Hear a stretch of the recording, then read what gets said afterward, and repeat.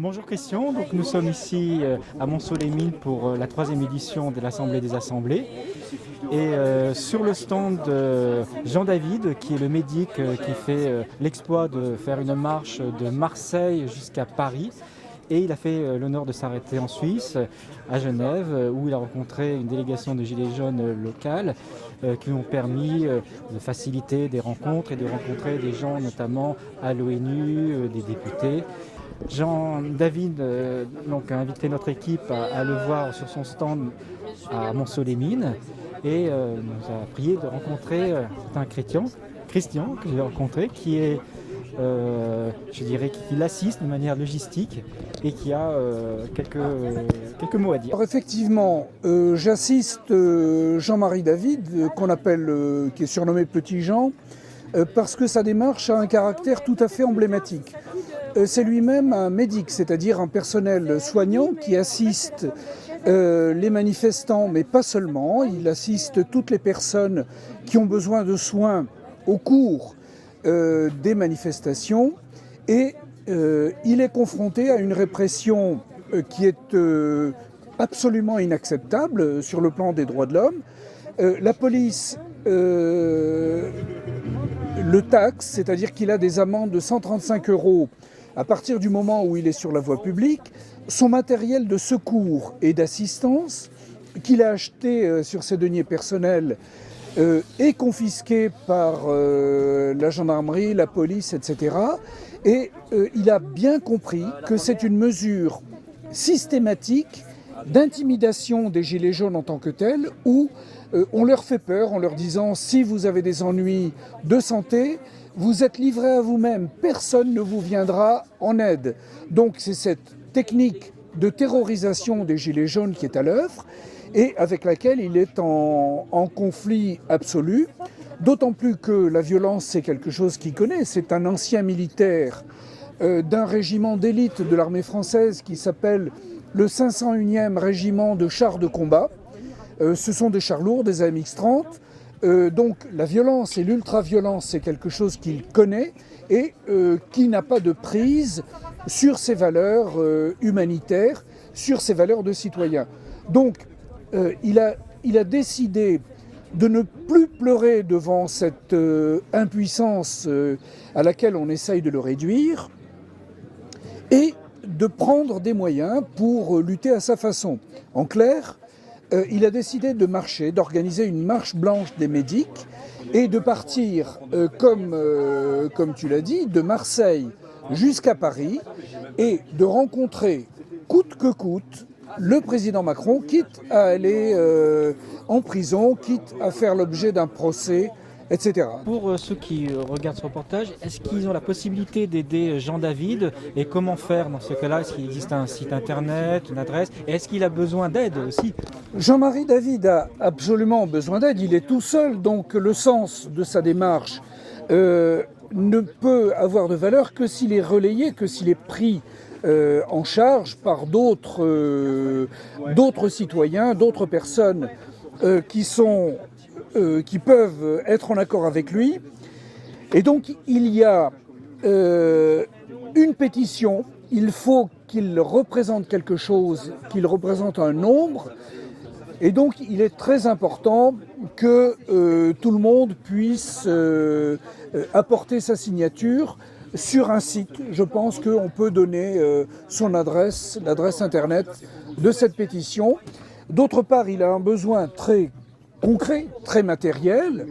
Il se déplace à pied d'une façon rigoureusement éthique, c'est-à-dire qu'il se déplace complètement à pied, mètre par mètre, et il a besoin d'une assistance matérielle. Il a une Jeep et il est obligé d'être aidé par quelqu'un qui conduit cette Jeep et qui l'accompagne. Alors la question, c'est d'avoir un relais de conduite de la Jeep. C'est une Jeep de l'armée, un P4, et il a besoin qu'on l'accompagne et qu'un relais soit organisé régulièrement.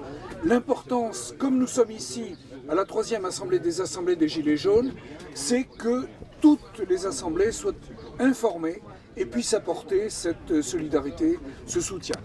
Donc, ce qu'il faut dire, c'est que même s'il a une Jeep qui le suit, parce qu'il a besoin d'avoir ses vêtements, parce que c'est quand même un projet qui dure un mois, Oui. il n'y a aucune triche possible. Hein. Donc il fait tout le parcours à pied, Oui. mais ce sont des bénévoles qui prennent son véhicule et qui l'amènent de rond-point à rond-point, de camp à camp. Et jusqu'à présent, preuve que le mouvement n'est pas fini, il a toujours trouvé quelqu'un et il a toujours pu être hébergé sur des camps ou alors trouver des contacts locaux qui ont pu lui proposer des solutions. Tout à fait. Son combat est un combat moral extrêmement rigoureux et exigeant, et c'est en ce sens que nous devons le soutenir au maximum. Un mot par rapport à sa visite à l'ONU. Il y est allé, ça a été assez peu médiatisé. Alors si ça n'a pas été médiatisé, c'est pas que l'événement n'existe pas, c'est qu'aujourd'hui avec les médias mainstream, c'est très compliqué de parler de phénomènes autour des Gilets jaunes. Je pense que cette démarche aurait eu lieu au début, il y aurait eu certainement plus d'intérêt, ça aurait été relié parce que c'était de la forme de la curiosité. Mais aujourd'hui, malgré l'exploit, force est de constater que les médias traditionnels censurent complètement cette démarche. Et quel est votre avis par rapport à cette situation ? Et est-ce que ça présente un risque ou alors peut-être une opportunité pour réveiller les gens et dire ça suffit, n'écoutez plus les médias mainstream et renseignez-vous autrement? La question se résume en fait à un combat pour la conscience des citoyens. En fait, il faut voir que nous sommes en face d'un problème extrêmement grave sur le plan psychologique qui est un déni de réalité. C'est-à-dire que nous sommes confrontés à une réalité qui est prouvée, qui est probante. Il y a des preuves de tous les côtés, il y a des témoignages, il y a des reportages, il y a des écrits. Malgré tout cela, nous sommes dans un déni, ce qui est une forme de pathologie grave. Effectivement, par rapport à ce qui s'est passé à l'ONU, il y a eu des plaintes devant la commission des droits de l'homme de l'ONU. Cette plainte est correctement argumentée, mais le gouvernement français a répondu comme il le fait habituellement, c'est-à-dire en utilisant un vocabulaire juridique pour dire le contraire de la réalité, c'est-à-dire qu'il parle d'allégations, il est toujours dans le déni, donc plus aucun dialogue n'est possible, plus aucune institution démocratique ne peut fonctionner dans ce contexte-là. Alors, naturellement, c'est une bataille de conscience par rapport aux citoyens pour qu'ils se rendent compte dans quelle situation nous sommes et que cette lutte est sans concession, c'est une lutte absolument frontale. Les apparences de démocratie sont en fait une imposture et les apparences de l'égalité internationale sont une imposture. Voilà, nous avons les moyens d'expliquer tout cela, de nous battre sur ce sujet. On sait qu'en France, l'information est verrouillée, mais elle est verrouillée aussi de façon à ce que ça ne sorte pas d'extérieur. Beaucoup de pays ignorent la véritable réalité du phénomène des Gilets jaunes, le prennent à une constatation sociale, avec un peu la légende qu'on laisse que les Français, c'est un peu un peuple de râleurs, et puis que c'en est une de plus. Par contre, il y a quelque chose de beaucoup plus profond. Le mouvement des Gilets jaunes, c'est quelque chose qui s'est aussi internationalisé, ça réside dans plusieurs pays. Et justement, alors que la France devrait servir d'exemple, on se rend compte que dans beaucoup de pays étrangers, ce mouvement des Gilets jaunes, il est mal connu. Comment expliquer ce phénomène et comment essayer de changer la situation? Eh bien, le mouvement des Gilets jaunes est réellement une insurrection morale qui débouche sur une insurrection proprement politique. Alors, la question de l'audience de ce mouvement des Gilets jaunes au niveau international recoupe l'histoire de la Révolution. On estime que la Révolution française est une référence au niveau mondial, etc. Je pense qu'il faut relativiser tout cela, puisque la Révolution française s'inscrit dans ce qu'on appelle les révolutions atlantiques, qui contiennent d'abord la Révolution en Angleterre, ensuite la Révolution en Amérique, et simultanément il y a eu des révolutions en France, dans les Pays-Bas et en Suisse. Donc c'est déjà un mouvement international dont il faut avoir la mémoire pour savoir que nous ne sommes pas seuls, que nous sommes parmi des citoyens et que ce débat, ce combat est un combat international. Maintenant, pour que les gens puissent partager ce combat, nous devons franchir l'omerta des médias qui sont complices, qui sont dans le système et dont la finalité est d'étouffer la voix de la vérité politique des citoyens qui se battent sur le plan des valeurs politiques, humaines, concrètes, quotidiennes, mais surtout universelles. La tactique des pouvoirs publics actuels, c'est une tactique de captation de la conscience des citoyens. Alors, tout est bon pour cela, et on est vraiment dans une situation qu'on connaît avec Orwell, par exemple, qui dit que la plus grande des dictatures, c'est la dictature qui est exercée par des intellectuels de pouvoir qui transforment les mots, qui utilisent les mots pour leur faire dire le contraire de ce qu'ils disent, pour fasciner un petit peu l'opinion publique. Donc c'est exactement ce que fait le gouvernement en disant la vérité, c'est la vérité officielle des journalistes accrédités par le pouvoir. Nous savons, nous, citoyens, que les critères de la vérité ne sont pas ceux-là et que ce sont des critères extrêmement exigeants qui sont à la disposition de tout le monde. C'est la réalité et l'utilisation de la raison. Donc la bataille est une bataille fondamentale, une bataille de principe.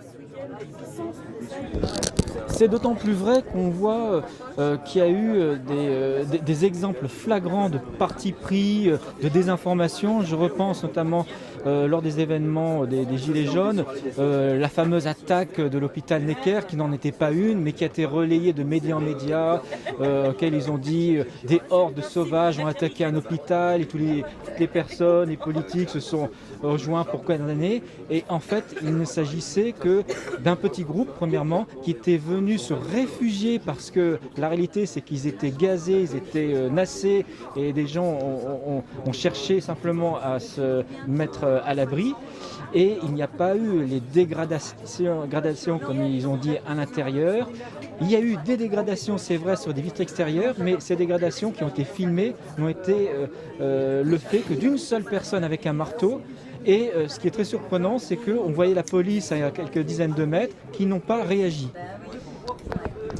Alors, l'exemple qui est donné est emblématique d'une grande difficulté du pouvoir. C'est-à-dire que le pouvoir essaye de monter des mensonges pour gagner l'opinion publique. Le problème, c'est que ces techniques, qui étaient des techniques utilisées il y a très longtemps, sont maintenant un petit peu éculées, un peu dépassées par la capacité critique des citoyens en général, notamment des citoyens français qui sont formés, informés, critiques, capables de réfléchir et capables d'exiger des preuves de ce qui est donné. Alors c'est extrêmement affligeant pour le pouvoir puisque tout pouvoir a besoin d'un minimum de crédibilité pour avoir un minimum de légitimité. Et utiliser systématiquement le mensonge le place dans une situation extrêmement délicate vis-à-vis notamment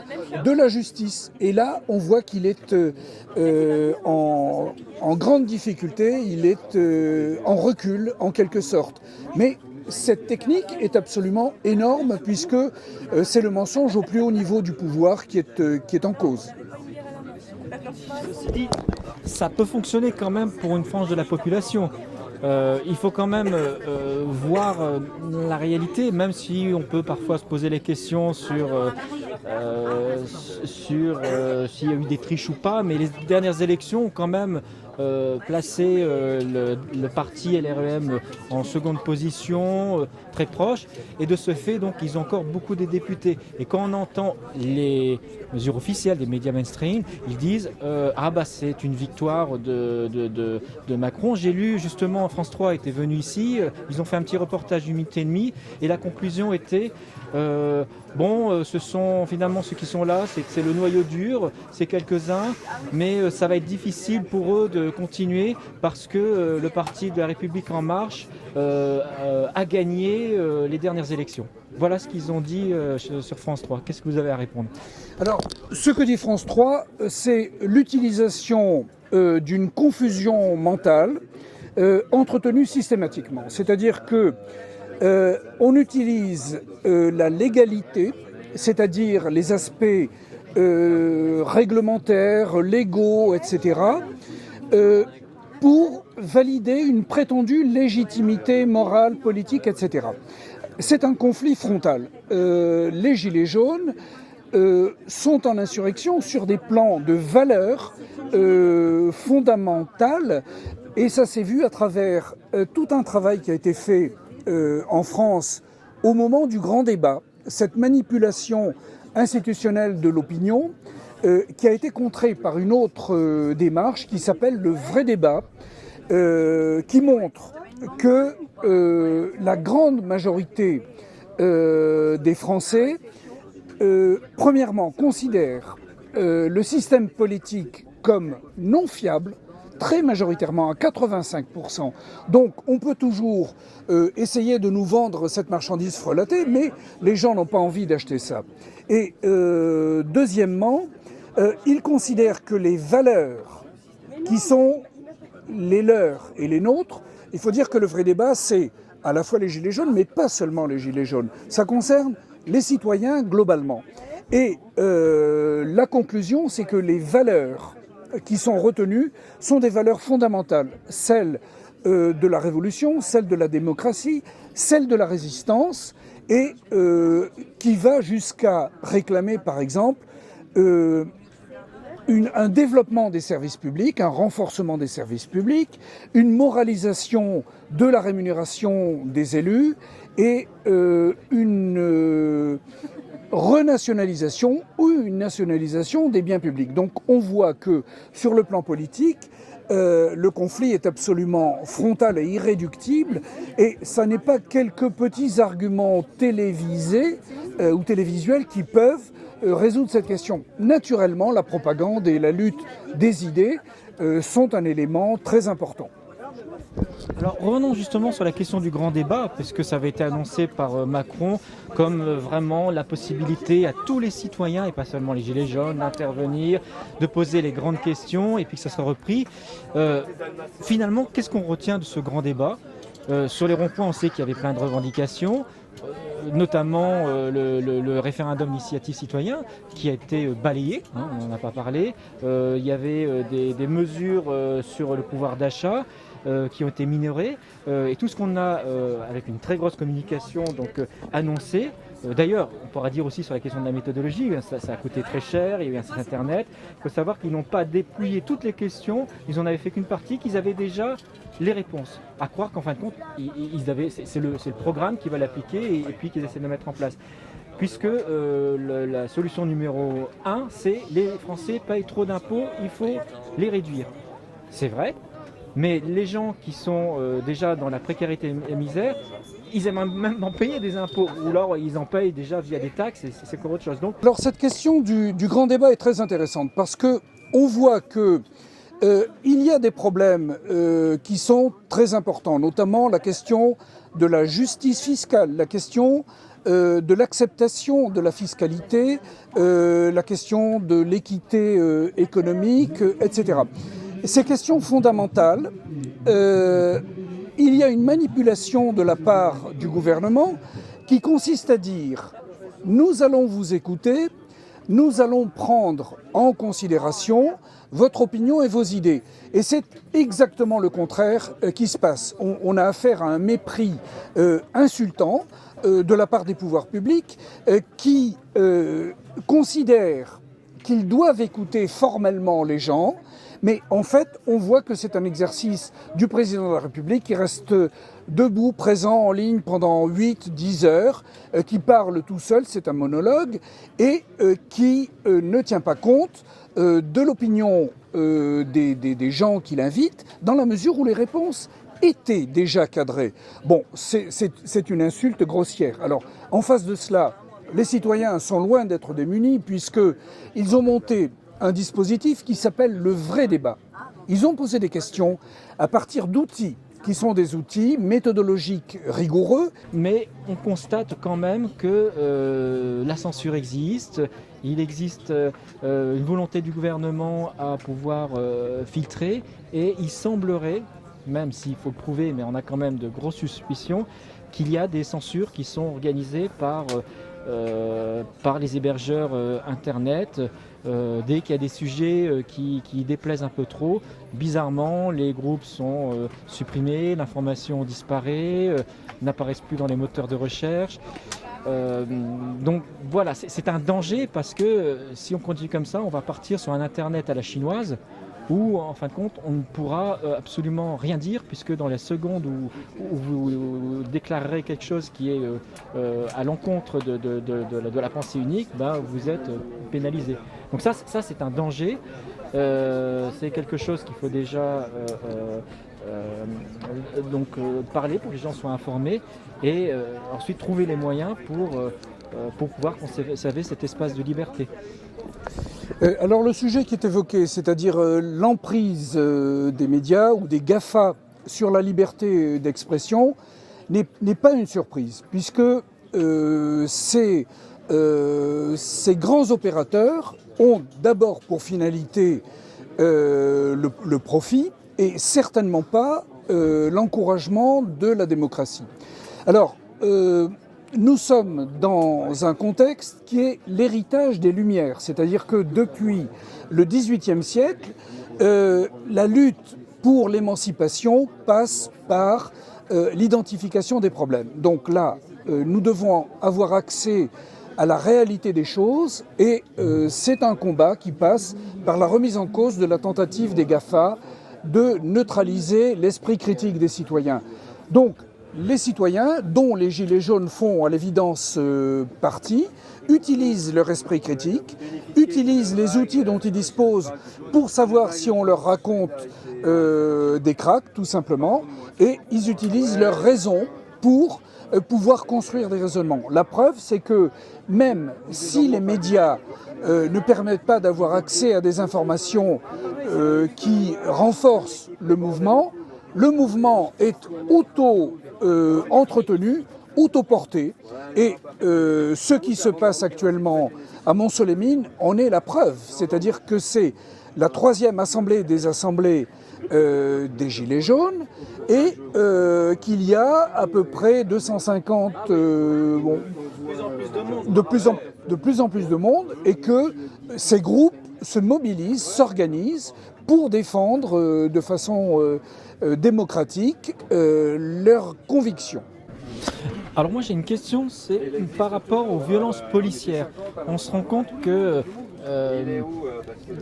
très rapidement, au cours de l'acte 3 ou 4, il y a eu une répression policière qui est montée, des images qui ont montré des violences rarement, jamais vues, on va dire, dans des manifestations, ou peut-être il y avait déjà des annonces lors des lois travail, c'était un petit peu le préambule. Mais certains chiffres sont parlants, notamment le nombre de tirs de LBD. Je crois qu'on a atteint 20 000 tirs, ce qui est hallucinant. Or, le LBD est une arme dite de défense. Qui dit défense, ça veut dire qu'on devrait tirer, le policier devrait tirer uniquement s'il y a une mise en danger ou s'il doit arrêter. On a des chiffres qui sont catastrophiques au niveau des blessés. Je pense qu'on atteint 1800-2000 blessés au niveau des Gilets jaunes, des blessures très graves par les LBD, des yeux crevés, je crois qu'il y en a 25. Les grenades de désencerclement, il faut aussi rappeler qu'il n'y a que la France qui l'utilise, avec plusieurs mains arrachées, des blessures extrêmement graves du fait des projectiles, puisque c'est quand même 25 grammes ou 26 grammes de TNT qui explosent. Et face à ça, on a tout d'abord un déni, mais plus grave encore, pour les gens qui voudraient porter plainte, une impossibilité de le faire, puisque il est très compliqué de porter plainte à l'IGPN, et les réactions politiques se sont tout de suite fait savoir, qui disaient de toute façon on ne connaît pas de violence policière. Laurent Nunez avait dit même la violence est justifiée quand elle vient des forces de l'ordre. Voilà, donc vu de l'étranger, ça me choque beaucoup, et je voulais poser la question donc par rapport à ces violences policières, qui étaient vos ressentis, et puis ça s'inscrit aussi dans la démarche de Jean David qui milite comme médic pour dénoncer ces violences. Parler de violences policières, c'est la partie émergée de l'iceberg, parce que ce qui est en cause, c'est précisément la remise en cause des libertés fondamentales, et notamment la liberté d'expression, la liberté d'opinion, la liberté de manifester. Et qu'on parle de violence policière est extrêmement réducteur, puisqu'il s'agit de violence policière, de violence judiciaire, puisque précisément quand on demande justice, on ne peut pas obtenir justice. Il y a tout un mécanisme avec les comparutions immédiates et autres qui empêchent d'obtenir justice. Donc, il faut conclure, au-delà des violences policières et des violences judiciaires, c'est une violence politique, avec la remise en cause des libertés fondamentales, internationales, reconnues par la Déclaration universelle des droits de l'homme, etc. Bon, donc, le gouvernement est dans une très très mauvaise passe, parce que il est en face de valeurs importante sur le plan universel, défendue un petit peu partout. Et le problème pour lui, c'est que si les plaintes ne sont pas recevables au niveau français, parce que la chancellerie a interdit au procureur d'enregistrer ces plaintes, les réactions au niveau international sont importantes. Il y a par exemple la Cour européenne des droits de l'homme qui peut fonctionner, la Commission internationale des droits de l'homme auprès de l'ONU qui a reconnu tout ce qui se passe. Donc la bataille dépasse un petit peu la France. Alors, cette question de la violence, la France n'est pas nécessairement un pays aussi démocratique qu'elle le prétend, puisqu'on retrouve là des réflexes. En 1938, la France n'était pas aussi démocratique qu'elle le prétend. Et la France a mené des guerres coloniales, notamment l'une des plus difficiles, c'était la guerre d'Algérie, avec une date importante, qui était 1962, l'indépendance de l'Algérie. Or, ce qui s'est passé, notamment le 17 octobre 1961, ce sont des violences policières vis-à-vis d'Algériens qui manifestaient à Paris et dont il a été extrêmement difficile de rendre compte. L'accès aux archives a été interdit pendant des années. Il a fallu plusieurs dizaines d'années pour mettre en évidence ce type de problème. Alors, d'autre part, le gouvernement s'appuie sur la police, la justice s'appuie sur la police, et il y a une sorte d'imposture à présenter ça comme une garantie pour les citoyens, et plutôt un comportement de dictature au sens matériel du terme. C'est pas une exagération linguistique de vocabulaire, mais on constate qu'il n'y a pas de possibilité de faire intervenir la justice. Alors, vous parlez de l'inspection générale de la police nationale. Vous parlez de l'inspection générale de la gendarmerie nationale. Les gens qui sont un petit peu au courant du fonctionnement administratif, juridique, etc., savent que des corps d'inspection interne à l'administration sont surtout organisés pour passer l'éponge. Voilà, sinon il y aurait une indépendance de la justice. Certains constitutionnalistes, comme Dominique Rousseau, considèrent que même la justice administrative, avec le Conseil d'État, etc., sont une anomalie, et qu'il faudrait que la justice, même la justice administrative, soit rendue par une chambre spécifique de la Cour de cassation. Donc, on voit bien qu'on essaye de raconter des histoires, mais que le système est vicié. Quand on vous dit on confie votre sort dans les mains de la police nationale, ça veut dire que vous avez toutes les garanties pour qu'on efface tout ce que vous pouvez dire. C'est valable pour les deux inspections, gendarmerie nationale et police nationale. On constate en plus que l'État va de plus en plus loin dans l'illégalité. C'est déjà effectivement pas très normal qu'un policier ne puisse pas être jugé comme un simple citoyen. En tout cas quand les faits sont avérés, hein, je l'entends bien. Mais il devrait y avoir la justice devrait être égale pour tous. Et on constate maintenant un phénomène encore plus grave, c'est que l'illégalité se déploie, elle est même recommandée par la hiérarchie, puisque des policiers cachent leur numéro d'immatriculation, se cachent le visage. Et tout récemment, on a vu que l'État a passé commande de motos pour faire des brigades de voltigeurs qui rappellent l'époque de Pasqua avec l'affaire Malekusekim qui avait entraîné la mort de ce manifestant. Donc on a vraiment l'impression que tout ça ne sert pas de leçon, qu'on retourne en arrière, voire pire, puisque ces fameuses motos voltigeurs se permettent même de cacher leur plaque d'immatriculation. Donc on est vraiment dans un monde très étrange. Et quel est votre avis sur cette situation ? Alors, la situation qui est décrite est en fait une stratégie de terrorisation de l'esprit critique, de la liberté d'opinion. Autrement dit, quand on n'a plus d'arguments, on essaye de sidérer le cerveau des citoyens en faisant peur par tous les moyens possibles et imaginables. Et là, on se trouve vraiment dans une stratégie de terreur déterminée, que cela apparaisse ou non. Et cela reprend un peu l'histoire française où on connaissait par exemple sous l'Ancien Régime une volonté délibérée d'utiliser la violence contre toute conscience politique. Ça a duré ensuite pendant pas mal de temps et ça va même maintenant jusqu'à sidérer la possibilité de réfléchir à la question de la violence. Actuellement, il y a une violence d'État, c'est une utilisation de la terreur pour que plus personne n'exprime une opinion ou une réflexion un peu construite, une réflexion critique, mais on voit que c'est une impasse. Par exemple, la police est obligée de masquer son identité, d'utiliser les déguisements des Black Blocs, qui se mettent des cagoules parce qu'ils ont honte d'apparaître comme tels. Malheureusement, la diffusion de moyens de captation d'images, de reportages, etc.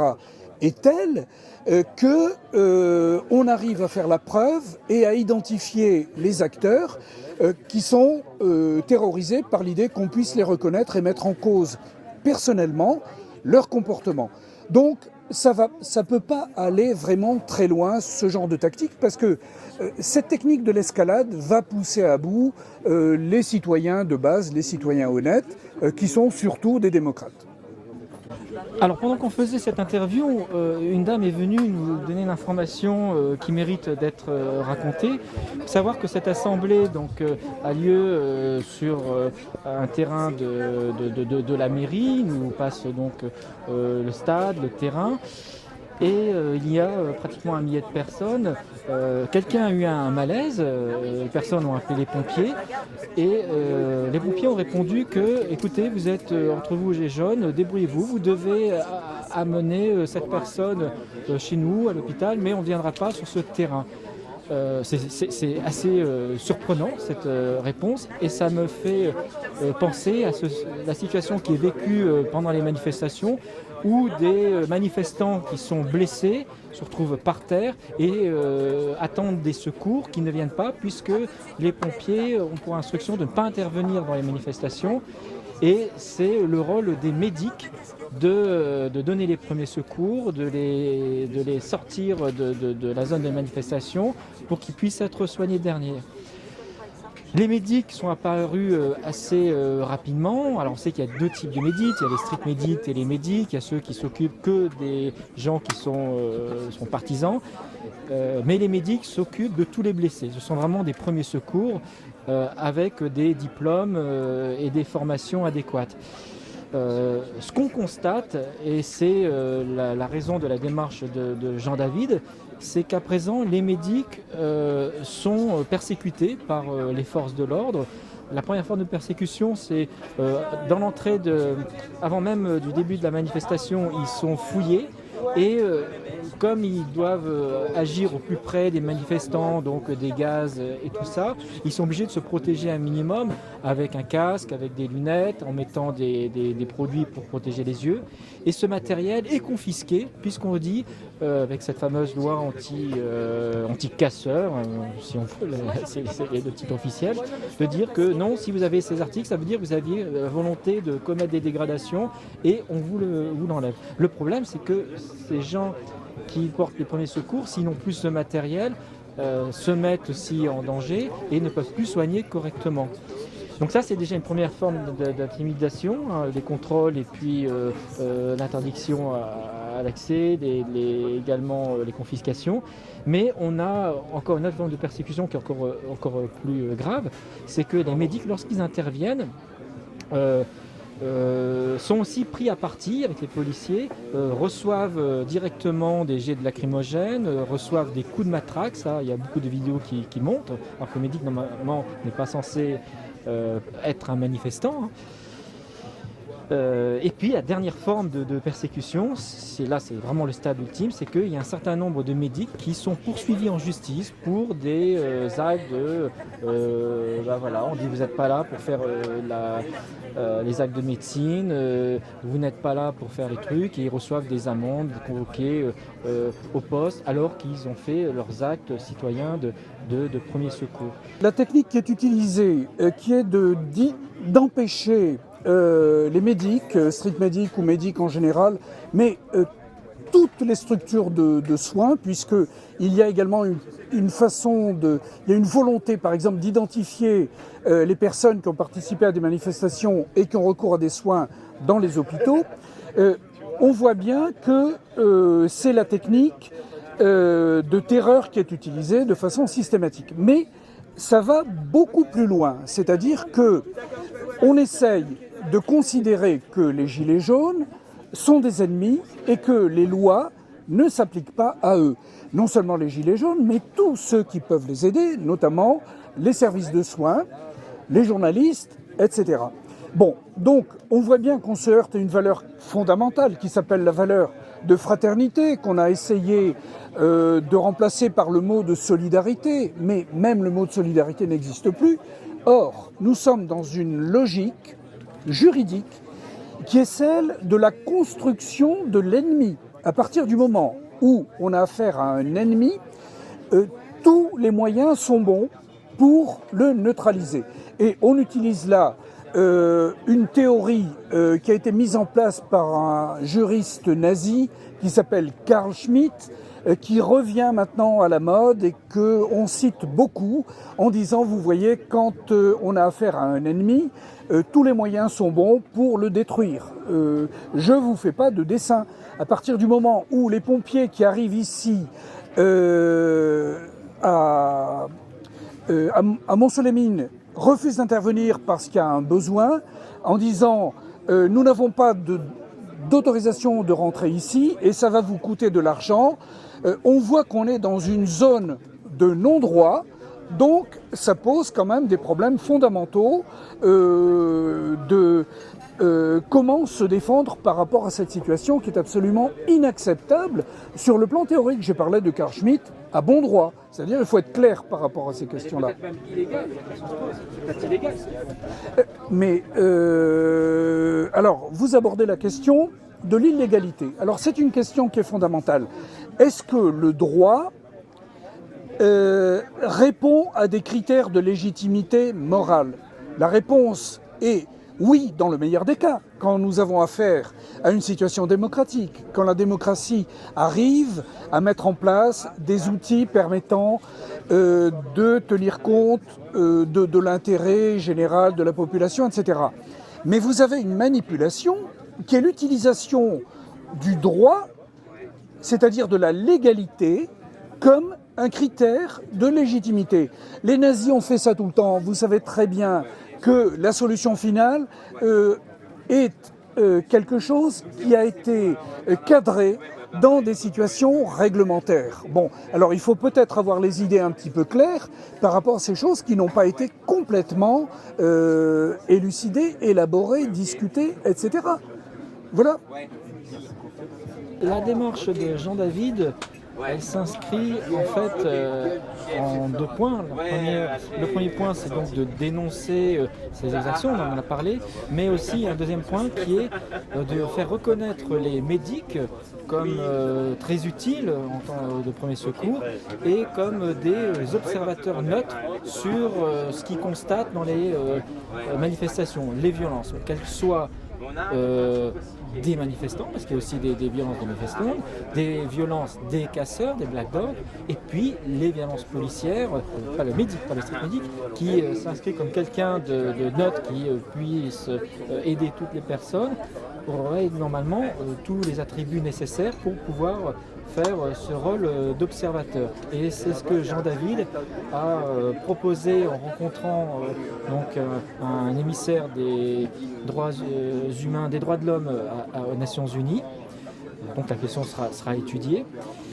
Et je voulais avoir donc votre avis sur cette proposition. Est-ce que ça va dans le bon sens ou est-ce qu'il faut encore aller plus loin? La question de la démarche de Jean-Marie David, c'est une démarche à la limite du désespoir. C'est en fait quelqu'un qui n'a comme arme que sa propre conscience. En fait, on peut dire que c'est un objecteur de conscience. C'est quelqu'un qui a décidé d'utiliser ses seules possibilités, c'est-à-dire ses jambes, de marcher. Il n'a pas d'entraînement particulier pour parcourir la France de bas en haut, mais il considère qu'il ne peut pas faire autrement que se mettre en marche, comme cela devrait pouvoir plaire à M. Macron, puisque c'est une expression qu'il utilise. Sauf que Jean-Marie ne fait aucun détail en ce qui concerne la conscience, la liberté de conscience, l'obligation de conscience. Donc c'est d'abord un homme qui est solidaire des autres hommes et qui est solidaire par rapport à tout ce qui se passe. C'est-à-dire, il voit des choses, il a le droit de le dire, il a le devoir de dire la vérité, et on ne peut pas faire taire quiconque, qu'il s'agisse de médic, de street médic, etc. Alors, sa démarche est absolument généreuse, mais elle ne doit pas être naïve. On ne peut pas neutraliser une démarche aussi généreuse en la coupant en petits morceaux, en disant les médics ont le droit de faire ça ou pas le droit de faire ça, etc.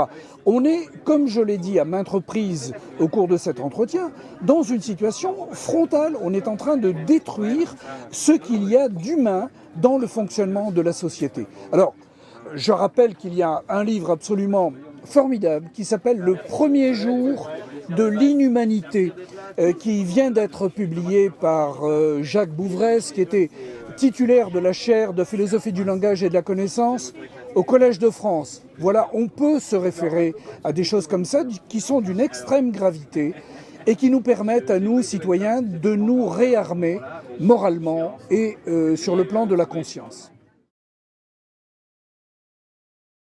Eh bien, moi j'ai traversé toute la France entière et j'ai parlé de vous tout le long, en disant que je voulais vous rencontrer. Il y a beaucoup de monde qui attend que je vous rencontre. Il y a beaucoup de monde qui attend que vous me receviez, parce qu'on a des choses à dire, des choses très importantes. Et je suis un militant pacifiste et un secouriste neutre.